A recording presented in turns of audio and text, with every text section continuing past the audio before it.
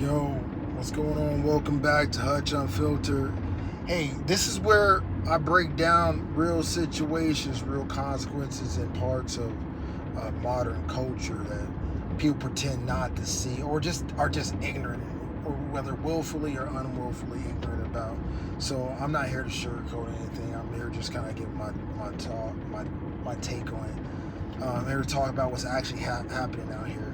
Now today, some people know about this, some people don't, but we're talking about the Tate brothers. That's Andrew and Tristan Tate, and why their situation is a perfect example how you can mix influence and dating and lifestyle branding and blur the boundaries between all those different things, and it can turn into a legal disaster.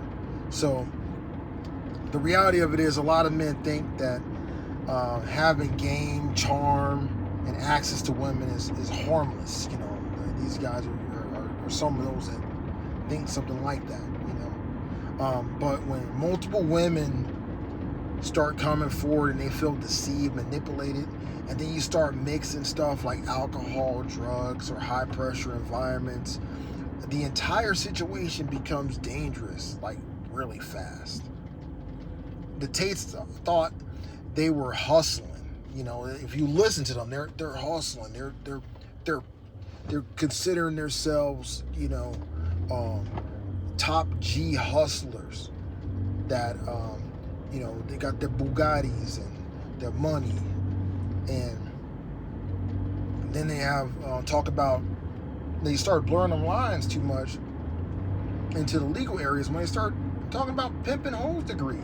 PhD pimping hoes degree. Come on, man. Like, they thought they were just hustling out here, making money. But the government's seeing something totally different. So here's the problem. Like, a lot of men don't understand how dangerous certain situations can get.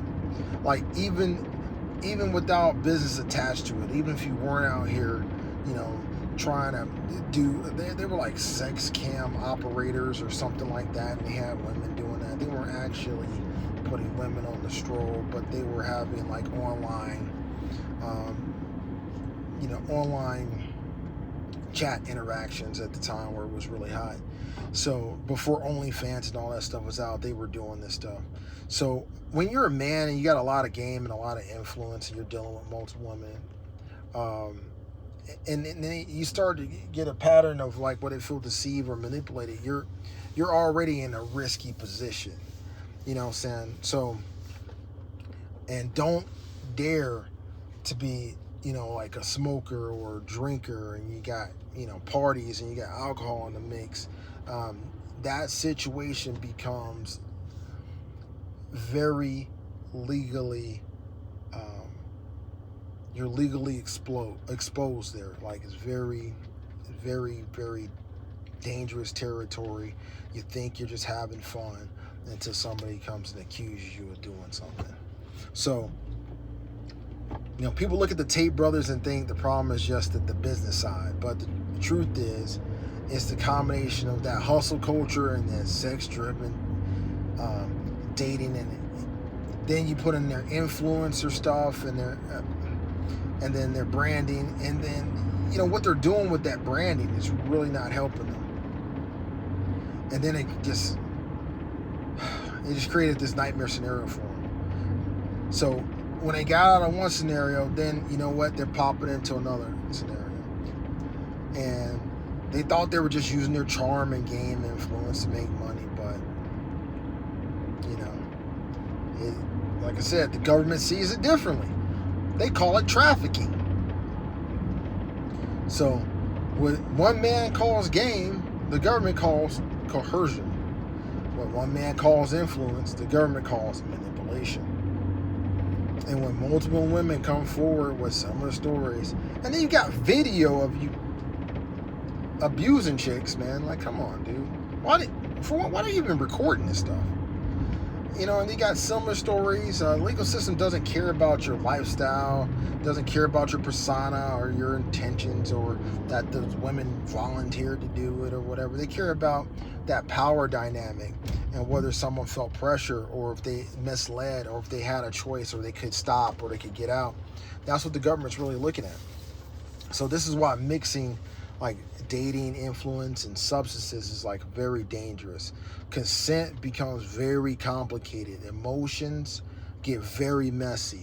And if someone feels wrong, the entire situation can flip into a legal case just overnight. So the Tate Brothers, they're a reminder that the lifestyle you promote online can become evidence in real life. And you're starting to see a lot of this stuff, man. And I'm talking like, these are very grown people. These are not young people, man. Like, these are not teenagers. They're not even 20-somethings. These guys are like 30 going into 40 years old. And they got video of them recording so much dumb stuff that they've been doing. Like, so much stuff they've been saying. So much admitting. All this stuff that they've been going online and talking about and actually having courses on is all like mounting up to become evident for them in real life, and the governments are coming after them. So this isn't about guilt or innocence. Like, I'm not saying they're guilty or innocent. I'm just saying that they really created a real problem for themselves.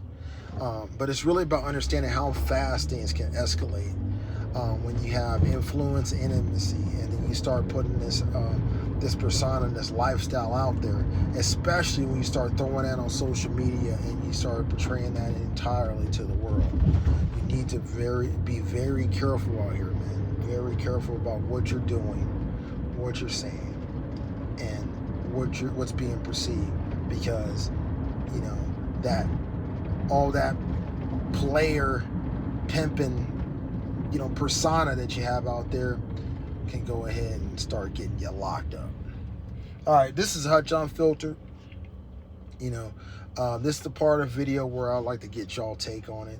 Just let me know how you see these things, and comment, like, subscribe, and let's chop it up in the comment section.